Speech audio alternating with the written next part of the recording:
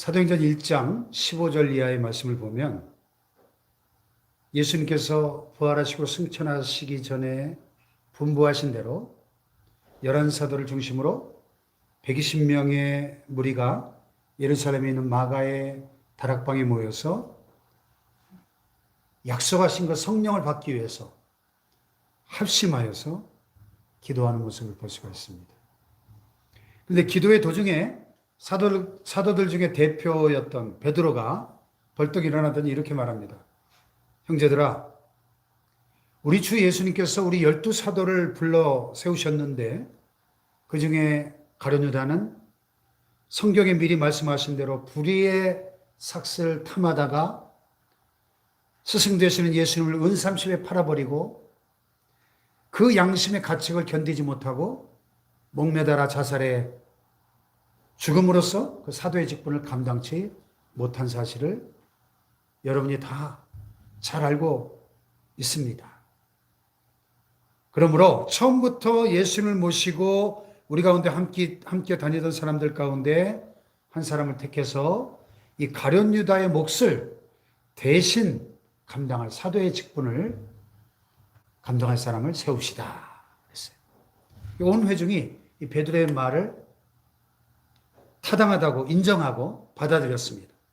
그래서 세례 요한의 때부터 예수님이 승천하실 때까지 그들과 함께 출입하던 사람들 가운데 두 사람을 후보로 추천하죠. 하나는 바사바라고도 하고 유스도라는 별명까지 가진 요셉이라는 사람이었고 또 한 사람은 마띠아라는 두 사람을 추천을 했습니다. 이 120명의 회중이 이 두 사람을 앞에 세워놓고 기도하면서 주님이 둘 가운데 누구를 사도로 세워야 되겠습니까? 올바로 선택하시게 해주십시오. 이렇게 기도했죠. 그리고 어떻게 했죠? 제비를 뽑았죠. 제비를 뽑은 결과 누가 됐어요? 마띠아가 선출돼서 12사도의 반열에 합류하게 되었던 것이죠. 그리고 구약 성경에도 보면 당시 이스라엘 나라에서 어떤 중요한 문제를 결정할 때 종종 제비를 뽑아서 하나님의 뜻을 확인했던 것을 볼 수가 있습니다. 예를 들면 초대왕 사울을 세울 때도 제비를 뽑아서 세웠고요. 여리고성을 정복한 다음에 손쉽게 점령할 수 있을 것이라고 생각했던 아이성 전투에서 패배하고 난 다음에 그 원인 제공자인 아간을 색출해낼 때도 역시 제비로 뽑아냈던 것을 볼 수가 있습니다. 또 가나안 정복 전쟁을 다 마치고 12지파의 땅을 분배할 때도 제비를 뽑아서 땅을 분배하는 것을 볼 수가 있습니다. 제비를 뽑아서 하나님의 뜻을 확인하던 그 시대에 제비는 사람이 뽑지만 최종 결정은 하나님이 하신 것이죠. 다시 말해서 무슨 일이든지 사람의 뜻대로 되는 것이 아니라 하나님의 뜻하신 대로 결정된다 하는 것입니다. 아멘. 그래서 오늘 본문 말씀에 뭐라고 했어요? 제비는 사람이 뽑으나 모든 일을 작정하기는 여호와께 있느니라. 그랬어요. 이 구절을 제가 공동 번역에 보니까 짤막하지만 참 재밌게 번역을 했더라고요. 주사위는 사람이, 결정은 여호와께서. 그래서 제가 설교 제목을 공동 번역의 구절을 따서 이렇게 다 같이 주사위는 사람이, 결정은 여호와께서. 네. 무슨 그 광고 CF 문구 같죠? 네. 그러면 이 짤막한 말씀이 우리에게 주시는 메시지가 뭘까요? 첫째로 세상 모든 만사가 사람에 의해서 결정되는 것처럼 보이지만 그게 아니라 결국 하나님의 뜻대로 결정된다는 사실입니다. 아멘 합시다. 사람들이 보기에는 사람들의 뜻대로 되는 것처럼 보여도 나중에 가서 보면 결국에는 하나님의 절대적인 주권이 그 가운데 역사하신 것이 드러나게 되는 것이죠. 아멘. 이것을 우리가 신학용어로 providence, 섭리, 이렇게 섭리라고 부르는 겁니다. 찰스 피치스라고 하는 성경학자가 다음과 같이 몇 가지 성경의 예를 들었어요. 첫째, 요셉. 요셉이 형들의 미움을 받아서 구덩이 속에 던져졌을 때 때마침 애굽으로 가던 이스마엘 대상들이 그 구덩이 곁을 지나가게 되죠. 그때 이스마엘 상인들 그리로 인도하신 분이 누구냐? 바로 하나님이시다. 아멘. 그리고 또 보세요. 요셉이 지금 애굽의 노예로 팔려가는데 당시에 애굽의 노예를 부리는 집이 얼마나 많았겠어요. 그런데 왜 하필이면 그 많은 집 중에서도 바로 왕의 시위대장 보디발의 집에 노예로 팔려갔겠느냐? 보디발의 집으로 팔려가도록 인도하신 분이 누굴까요? 하나님이시라는 겁니다. 그렇죠? 또 모세를 보세요. 자, 아기 모세가 갈대 상자에 담겨져 가지고 나일강에 던져집니다. 자, 이 불쌍한 아이의 운명을 누가 함부로 예측할 수 있겠습니까? 하필 그때 바로의 딸이 목욕하러 나온 그 누가 그렇게 인도하신 거예요? 그 타이밍이 얼마나 절묘합니까? 이 조금만 일찍 나오거나 조금만 늦게 나왔어도 갈대 상자를 발견할 수가 없죠. 또 갈대 상자를 딱 열었더니 이 아기 모세가 어떻게 했어요? 응애, 응애 하고 막 울어대잖아요. 그러니까 이 바로의 딸이 결혼을 안 한 노처녀였지만은 여자들에게 모성 본능이 있잖아요. 아기가 울어대니까 모성의 본능이 자극되어 가지고 아이고 아기가 우네 불쌍히 여기는 마음이 생기고 그 모세가 살아난 뿐만 아니라 애굽의 왕자가 되지 않습니까? 누가 그렇게 인도하셨어요? 하나님의 역사입니다. 할렐루야. 또 요나를 보세요. 요나가 하나님의 명령을 어기고 다시스로 가는 배를 타고 가다가 큰 풍랑을 만나. 사람들이 제비를 뽑으니까 누가 걸려요? 요나가 딱 걸리죠. 딱 걸려. 그래서 바다에 던져졌는데 바다에 그 풍랑 있는 바다에 풍덩 던져졌는데 딱 때마침 큰 물고기를 예비하신 스탠바이 하게 하신 분이 누구예요? 하나님이십니다. 할렐루야. 자, 그렇게 볼 때 우리가 무슨 일을 만나든지 하나님이 그것을 알고 계시고 또 어떤 모양으로든지 거기에 개입하시고 간섭하고 계신다는 사실을 믿어야 된다는 것입니다. 할렐루야. 왜냐하면 우리 인생은 단지 제비를 뽑는 것에 불과하고 일의 결정은 하나님이 하시기 때문에. 아멘. 사실 우리 인생은 중요한 사실들에 대해서 무지합니다. 우리 방금 불렀던 복음성가처럼 내일 일은 난 몰라요. 장래일도 몰라요. 우리가 미래를 예측할 수 있습니까? 장담할 수 있습니까? 내일 일을 내가 장담할 수 있어요? 또 현재 우리가 처한 상황들 우리가 잘 파악하고 있다고 해도 언제 어디서 새로운 변수가 도출될지 아무도 예측할 수가 없지 않습니까? 우리를 둘러싸고 있는 환경 내 마음대로 지배할 수 있나요? 환경을 내가 마음에 안 든다고 막 내 마음대로 바꿀 수 있어요? 그럴 수 없는 수많은 세력들이 우리를 둘러싸고 있지 않습니까? 때때로 마치 우리 인생은 이번에 태풍이 지나갔는데 흰남노인지 힘이 남아도는 태풍인지 엄청난 역대급 태풍이 지나갔는데 그 흰남노가 그 지나가던 그 제주도 앞바다, 거제도 앞바다 엊그제 밤 진짜 굉장했을 거예요. 그 바다에 만약에 배가 있었다면 살아남기 어려웠겠죠. 그 엄청난 태풍에 풍랑에 휘말리면 뭐 죽음이죠, 죽음. 그 광풍이 이는 바다 한가운데 떠 있는 배와 같은 것이 우리 인생이 아닌가. 그냥 휩쓸려가는 이력편주죠, 이력편주. 나뭇잎 조각 하나에 불과한 그게 우리 인생 아닌가. 그런 생각을 할 때가 많아요. 환경의 힘이 너무 거세기 때문에 환경을 우리 마음대로 지배할 수도 없고 또 발생하는 사건들에 대해서 우리가 컨트롤할 수가 없어요. 물론 우리가 컨트롤할 수 있는 부분도 있죠. 그러나 대부분의 경우에 우리의 컨트롤 영역 밖입니다. 인생이. 그러므로 우리의 인생은 제비를 뽑는 자일 뿐이다. 그냥 주사위를 던질 뿐입니다. 이게 1이 나올지 6이 나올지 3이 나올지 아무도 모르는 거예요. 그래서 오늘 본문에 제비는 사람이 뽑으나 모든 일을 작정하기는 여호와께 있느니라. 아멘. 그래서 두 번째로 일의 작정은 누가 하신다? 하나님께서 하신다. 일의 작정. 제비는 사람이 뽑으나 모든 일을 작정하기는 여호와께 있다. 아멘. 잠언 29장 26절에도 보니까 주권자에게 은혜를 구하는 자가 많으나 사람의 일의 작정은 여호와께로 말미암느니라. 사람들이 그래서 권력자들에게 어떻게든 줄을 대보려고 애를 쓰지 않습니까? 얼마나 그 백을 사람들이 좋아합니다. 주권자에게 은혜를 구하는 자가 많지만 사람의 일의 작정은 여호와께 있느니라. 할렐루야.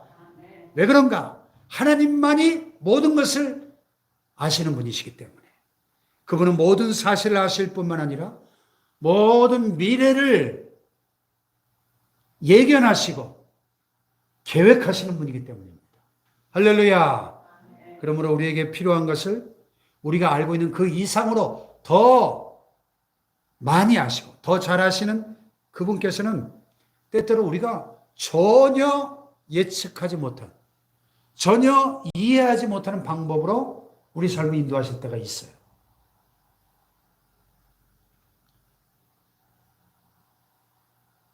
그래서 10년, 20년이 지나고 나서야 아하, 그때 그래서 그 일이 그렇게 전개가 됐던 것이구나. 10년, 20년 뒤에 가서 깨달아지고 이해되는 일들이 많지 않습니까?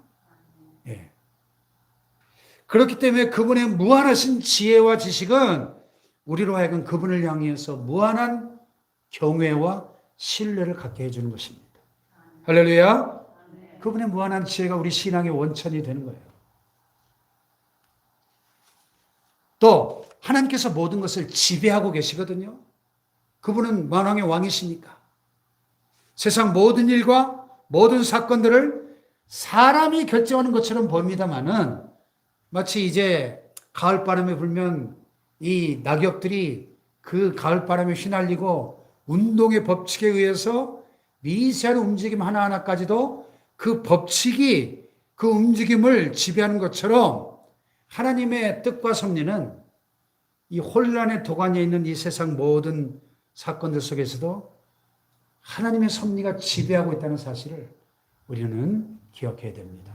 할렐루야. 그래서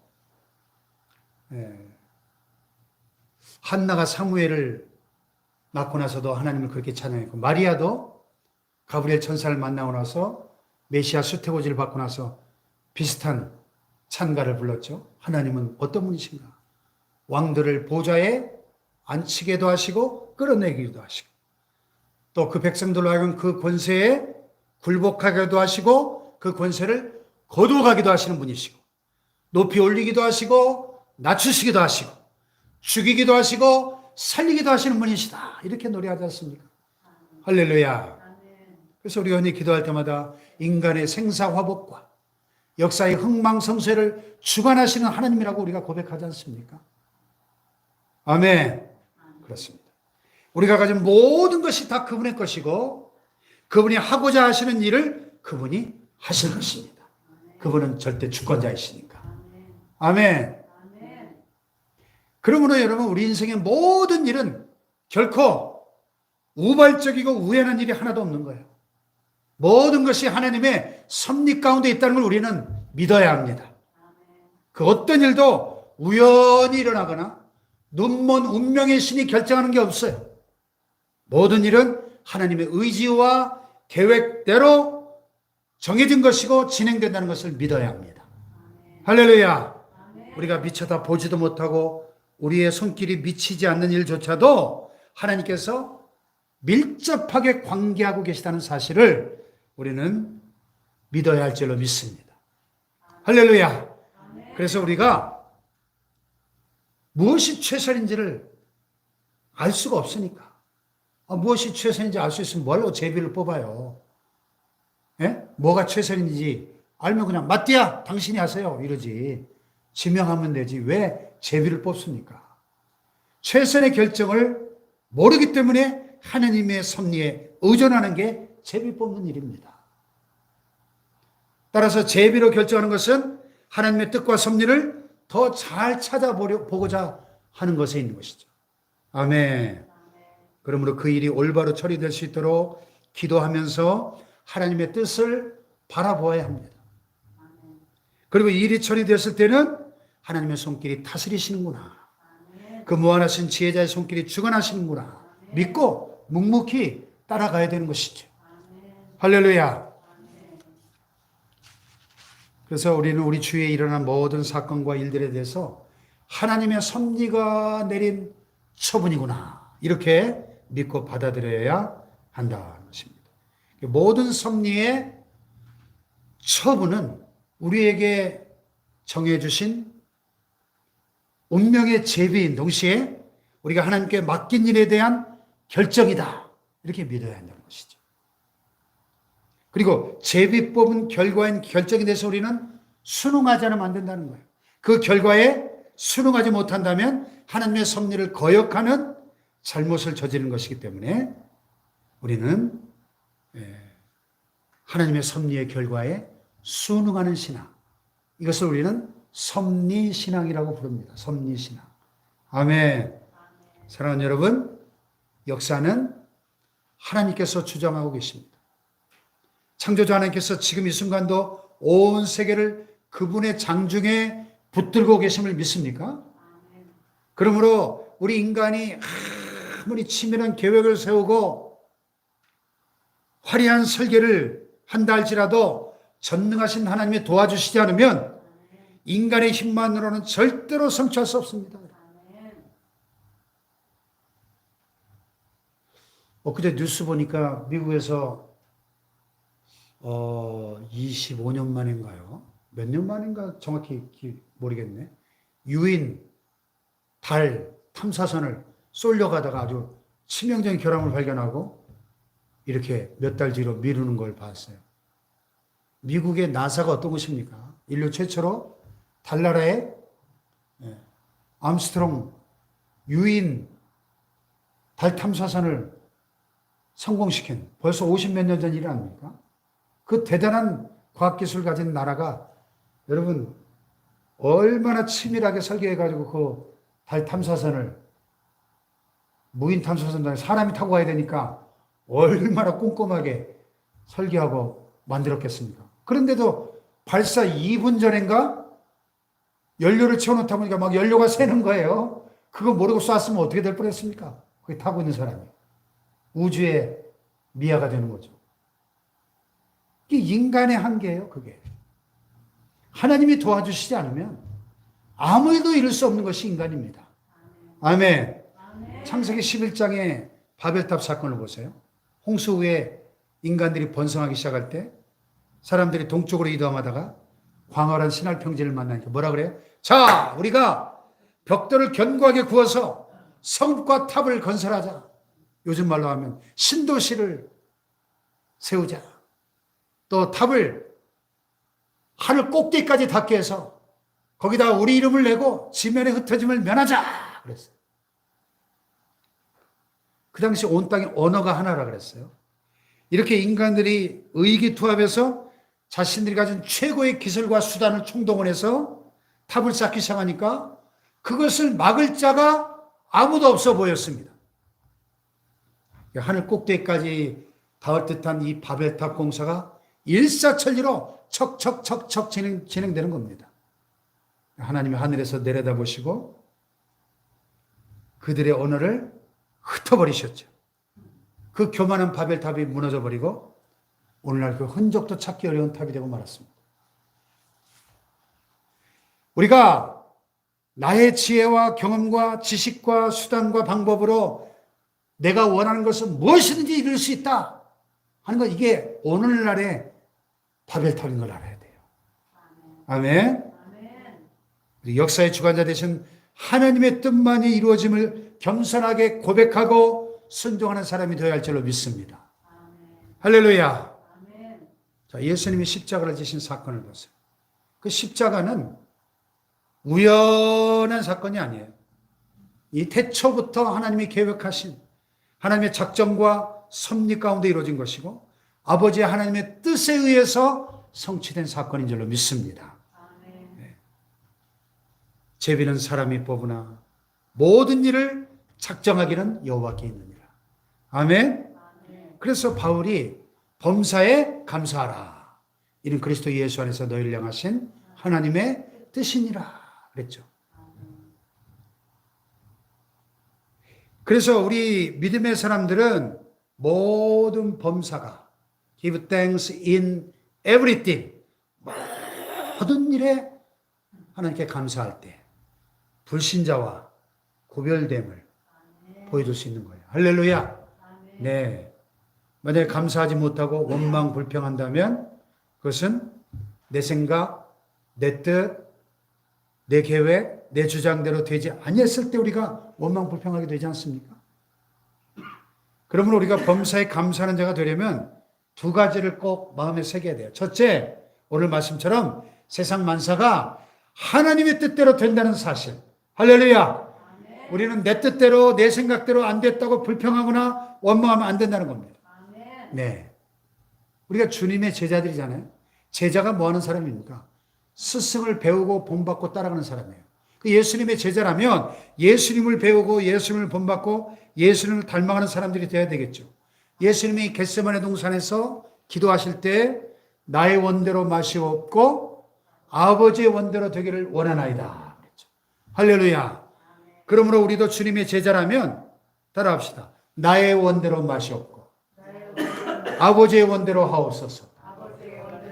할렐루야. 이게 예수님의 제자죠. 두 번째로 섭리신앙을 가져야 돼요. 하나님을 사랑하는 자, 곧 그의 뜻대로 부르심을 입은 자들에게는 모든 것이 합력하여 어떻게? 선을 이룬다. 모든 것이 합력해서. 요셉의 생애가 너무나 잘 보여주는 그 모든 고난과 시련과 억울함과 고통, 아픔, 그 모든 것이 다 합력해서 선을 이루고 하나님의 뜻을 이루고 하나님 주신 꿈을 이루고 마침내 온 천하에 하나님의 살아계심을 그가 총리 대신이 되어 온 천하를 기근에서 구원함으로 하나님의 영광을 드러낸 것처럼 여러분 우리가 하나님의 섭리를 믿고 범사에 감사하고 하나님의 뜻에 순종하는 축복의 사람들 되시기를 축원합니다. 할렐루야.